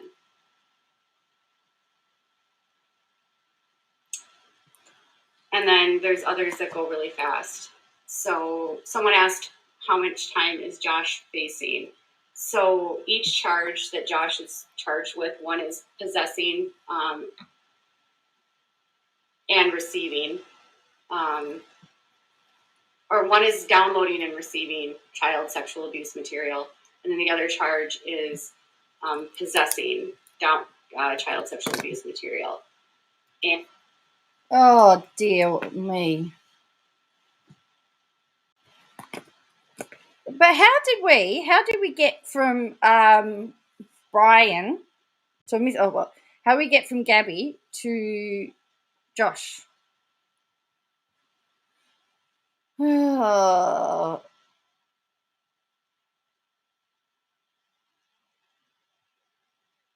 And I think the downloading one, because he downloaded Daisy's Destruction, and there was children that were only 18 months in that video that were being assaulted.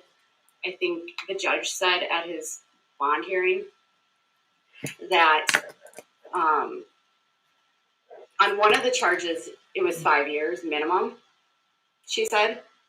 And then on the other charge, she said it was 20 years minimum if he went to trial because of the age of the children. Like, that was like, the age of the children were like brought up a lot in his bond hearing, and the age of the children are like a factor in the severity of his charges. The way that they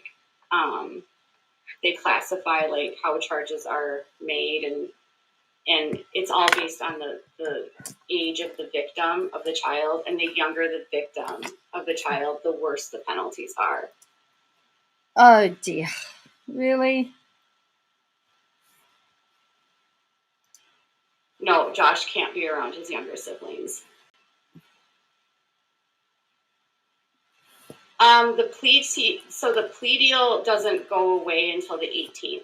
So he turned it down, but it stays on the table. And he has until October 18th to change his plea. So they can still say, here's what we'll offer you. It's on the table. This is what you can do. And he can take it, or they can go to trial. And if they go to trial, he's going to get destroyed because the judge is already annoyed as hell. And I was telling someone today that I have covered a lot of criminal cases in the years that I've been doing this. And Here we go. Here we go. I know someone said, like, oh, you don't do true crime. And I'm always like, well, I don't know that I'm a true crime person. I do things more like as a reporting type thing. But I cover a lot of criminal cases because I like to cover crime. And if anyone's noticed, I've been covering the Duggars because of crime for like the last 2 years. Oh, dear me. So, but this case is just, it's awful. It's awful. So they offered him a plea deal. They said they didn't commit to it, but in April or March, they offered him, and they said it would be around 10 years. And it was because of the age of the children. And I think they said, and there was children that were only 18 months in that video that were being assaulted. I think the judge said at his bond hearing that on one of the charges, it was 5 years minimum, she said. And then on the other charge, she said it was 20 years minimum if he went to trial because of the age of the Sorry, I went back too far. Children. Like, that was like, the age of the children were like brought up a lot in his bond hearing, and the age of the children are like a factor in the severity of his charges. The way that they classify like how charges are made, and it's all based on the age of the victim of the child, and the younger the victim of the child, the worse the penalties are. No, Josh can't be around his younger siblings. The plea deal doesn't go away until the 18th. So he turned it down, but it stays on the table. And he has until October 18th to change his plea. So they can still say, here's what we'll offer you. It's on the table. This is what you can do. And he can take it, or they can go to trial. And if they go to trial, he's going to get destroyed because the judge is already annoyed as hell. And I was telling someone today that I have covered a lot of criminal cases in the years that I've been doing this. And I know someone said, like, oh, you don't do true crime. And I'm always like, well, I don't know that I'm a true crime person. I do things more like as a reporting type thing. When she says, yeah, okay, we're up to that point now, aren't we? But I cover a lot of criminal cases because I like to cover crime. And if anyone's noticed, I've been covering the Duggars because of crime for like the last 2 years. So, but this case is just, it's awful. It's awful. So they offered him a plea deal. They said they didn't commit to it, but in April or March, they offered him and they said it would be around 10 years. And it was because of the age of the children. And I think they said when you do a plea deal, you end up having to, like, they knock off maybe 40% of the time. Yeah, she did discredit herself. She actually contradicted herself in one sentence. It actually was quite amusing to hear the contradiction. She hasn't covered many cases, actually, as far as I'm aware. So if he were to go into district court and go through trial and get convicted, he won't get the same leniency. They do the pleas so they don't clog the courts because they know that the cases are so airtight. And when he put in these motions, I've never seen a judge deny motions this fast, like ever. I was really? She's never seen. Actually just talking to someone today about that. I said, there's this other case that I followed for years, and I was like, in this one specific case, they would file a motion and the judge would not rule on it for months. And there's this one case I followed for a long time, and they still don't have a trial date set. And I've literally never seen a judge do this. So Judge Brooks knows of. Hang on, didn't the judge rule very quickly when she filed that motion that didn't exist in the court? Wasn't that ruled on very quickly? Josh Duggar. He's presiding over the sisters' lawsuit against the city. And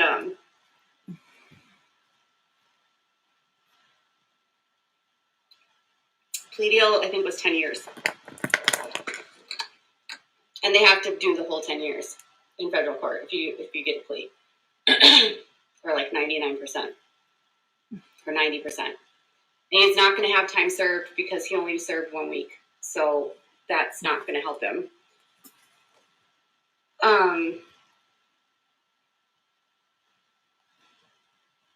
But anyways,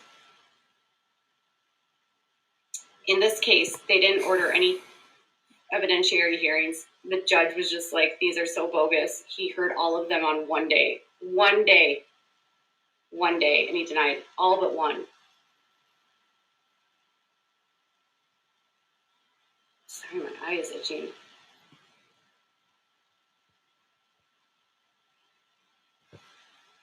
Oh, one of Josh's motions is still outstanding, is it? Oh, okay, so it's not all done and dusted then. Okay, interesting. Interesting, hey?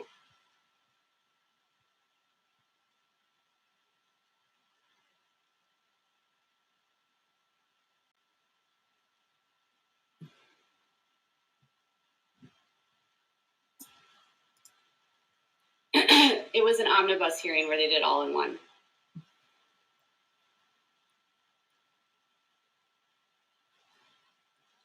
CPS cases are not public, so they would never tell us. And as a rule, I don't speculate on children being sexually abused. As a rule? I don't even know. A couple years ago, I did some education with UNICEF on like discussing child victims in the media, and they don't recommend ever speculating on a child's whether or not a child's a victim, because if your child is not a victim and you label them a victim, it's detrimental to the child. And then if you also children child victims are protected by the court, so they're not identified. So it would be really irresponsible to speculate on those kinds of things. Like, could you worry about it? Yeah, but I'll never publicly say. It's why I don't talk about any of the kids around them. I just don't. But you put their photos on Instagram. You're not supposed to. Children should be protected. There were real children victimized in the stuff that he downloaded, and that's all that matters. You know, like, just think about those kids. Like, think about the kids that were victims. She does have her children. I don't know.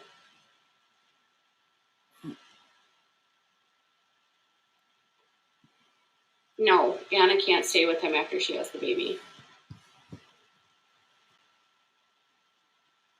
She cannot.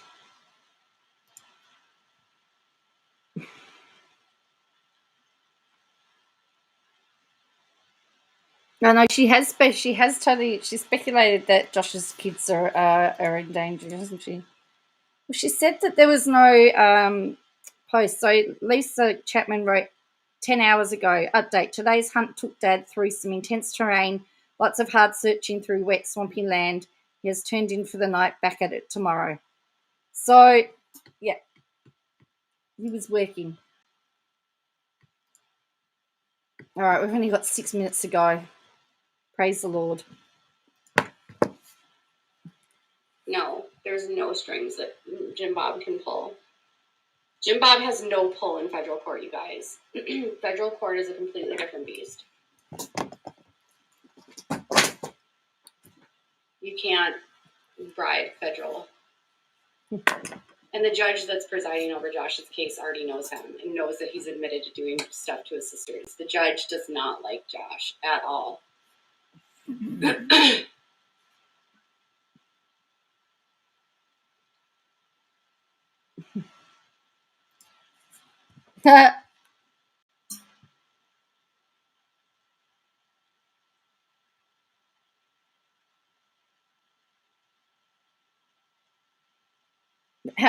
The judge is not supposed to have an opinion as to whether they like somebody or not.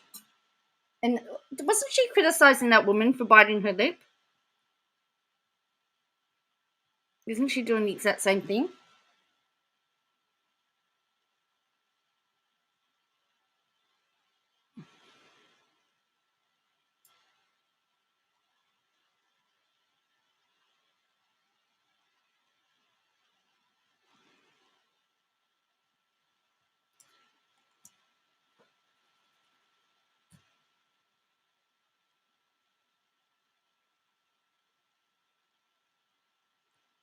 Anna does look like she's ready for cut. We just don't know anything.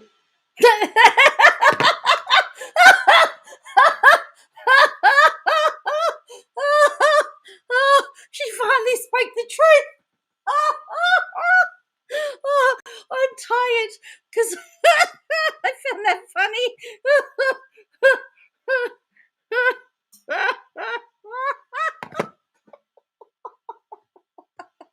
There is our soundbite.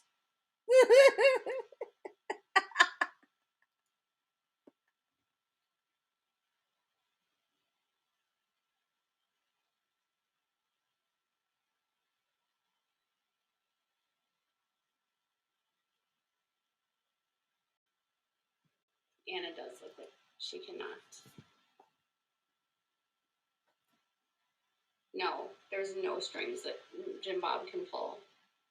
Jim Bob has no pull in federal court, you guys. Federal court is a completely different beast. You can't bribe federal. And the judge that's presiding over Josh's case already knows him and knows that he's admitted to doing stuff to his sisters. The judge does not like Josh at all.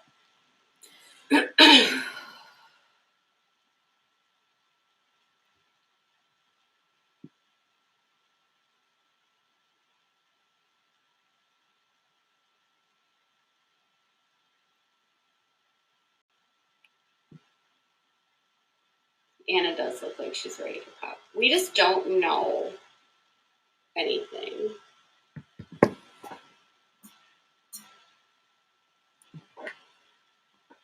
Josh's next court date is his pretrial hearing, which is in November. And he has up until October 18th to change his plea. There's nothing going on with Sophie Long. She's still missing. She nearly said October 7 because I think that's when she's got to have some paperwork filed in for her LMN case. So she's on the 8th of October, by the way, her case. All right. She's just tweeted on Twitter that she's going for some self-care. She's going to get her hair done. She's got to have some self-care. Sadly. If you want updates on the Sophie Long case, I would suggest the Facebook and the Instagram page, Bring Sophie Home. I do check in with Lisa, the family friend, every now and then just to see how everything's going, and there just hasn't been anything new. She's still missing.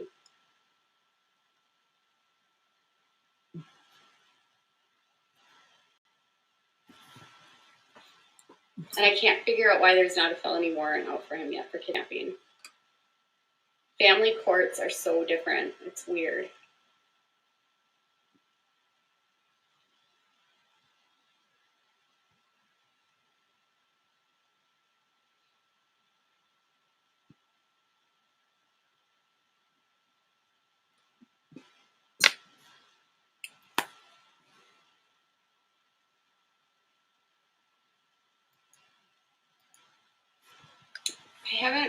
I haven't seen a lot with the roll-offs. It's been a little bit quiet lately with that. Sister Wives is coming next month, so that'll get ramped up.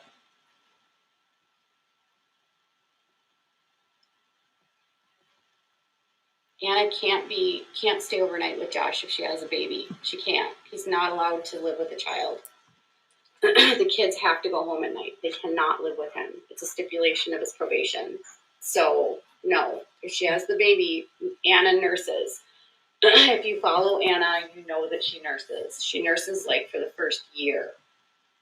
And they co-sleep. And she's not going to be able to stay with Josh.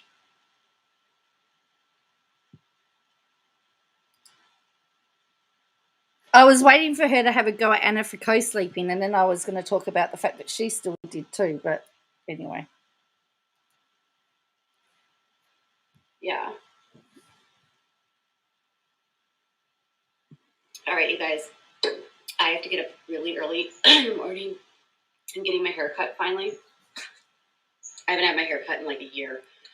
And I'm getting it colored and I'm getting my eyebrows done. And tomorrow is like a day to just like take care of my beauty. I'm beautifying myself tomorrow.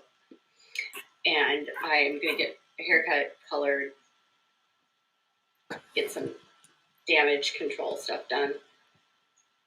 And yeah, so obviously if you have things that you want me to follow up on, or if there's things, I'm trying to share other missing persons cases. I'm only one person. I can only do so much. It's very hard. A lot of the media outlets that can cover multiple stories, they have multiple reporters on their staff. It's only me, so I can only do so much.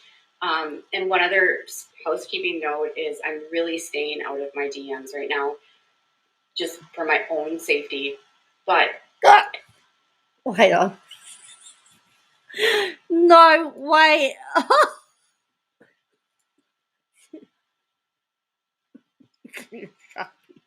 We can have them home delivered. I do read my DMs, but if I don't respond, please do not take that personally. I'm protecting my safety right now. But if there are leads and that kind of stuff. Oh, we're getting ready for that. We're getting ready for that line, are we? I'm protecting my safety now. So we're going to have that narrative again in a minute. So it's if you've been following for a while, you'll notice that we have this vicious cycle. And so we're obviously going to have that cycle come around again. Oh, dear me. I will try to respond, but I can't promise. But if you have things that you want me to see, you can tag me or you can send me a DM. But again, I can't promise I will respond, but I will do my best to try to see them. So yeah, in October is Domestic Violence Awareness Month. So we'll try to do something throughout the month to bring awareness for domestic violence. And I'm hoping to do a pretty significant donation this month for the national hotline, which does a lot. They have loveisrespect.org, which is an amazing project through the national hotline, which teaches teenagers about healthy relationships. So, yeah, I think it's a great resource. So we'll be doing lots of stuff. But yeah, domestic violence is a very big part of this, what I've always covered here. And we'll... She's always covered? Really? Okay, whatever. We'll continue to bring awareness for it. So have a good night, you guys. Oh, is it breast? Yes, it is. It's Breast Cancer Awareness Month, too. Oh, so many awarenesses months. But yeah, have a good night, everyone. I forgot how to log out here. There we go. Yeah, triggered Tigger. So as I said, I apologize. I had not seen it. I didn't watch it. I didn't watch any of it. So, and I've watched it with you guys. So, what do you reckon? What's your feeling?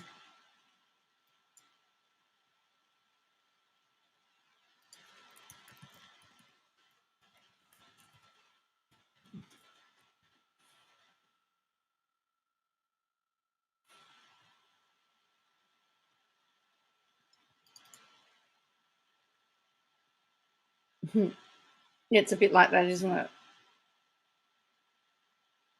All right, so this is her Twitter, as I mentioned before. You're exhausted? I am too, short to cook. That wore me out. It says this: after a few busy weeks, today I'm taking the morning for self-care. Time for some beauty time with my stylist. Make sure you all take time away from the stress and the heaviness of the stories we cover to decompress. Taking care of yourself first is so important. So there you go.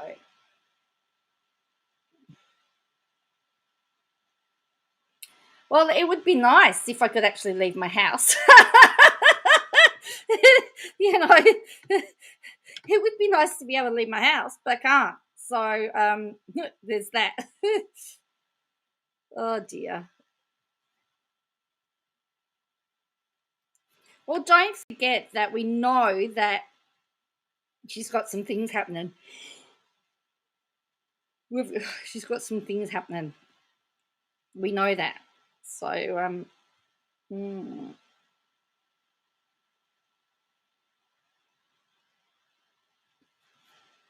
And so on that note, I'm going to call it a night myself because I need to get a good night's sleep as well. I need to get beauty sleep. Yeah. So thank you all for watching. Yes, we survived a night of with KJ, which we haven't done for a while. So it's a bit like watching Days of Our Lives or Young and the Restless. You only have to watch a few minutes to be caught up to the craziness. So thank you, everyone. So make sure you hit the like button. If you haven't subscribed, please make sure you subscribe. I'm hoping to be on tomorrow night. I should be on tomorrow night. As I said, I got nowhere else to go. All dressed up, nowhere to go. Life in lockdown. But thank you all for joining me, and I will catch you again soon. Oh, and don't forget there's church. I'll put a link for church in the community tab as well, because that's on another page now. But you can join me for church in the morning. All right, good night. Bye.